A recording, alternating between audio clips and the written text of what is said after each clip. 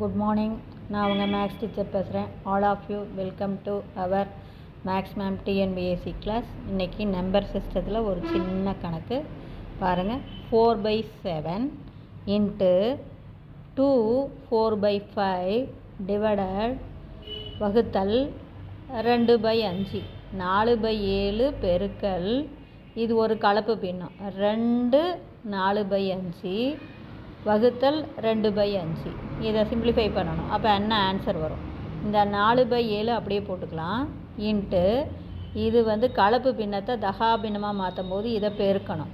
அந்த 5 போய் 2 பெருக்கும். அப்போ I2 10 10ஓட இந்த 4 கூட்டணும். இதை பெருக்கி இதை கூட்டணும். அப்போ 14/5 புரியுதுங்களா? 2 5 10 10 4 14/5. அப்புறம் இந்த வகுத்தலை பெருக்கலாக மாற்றும் போது இது தலைகீழாக மாறும். அப்போ 2/5ங்கிறது 5/2ன்னு மாறும். பாருக்கன்னு இதை அப்படியே போட்டுக்கணும். இந்த கலப்பு பின்னத்தை தகா பின்னமாக மாற்றணும். அப்போ I2 10 10ஓட 4 கூட்டினீங்கன்னா 14/5.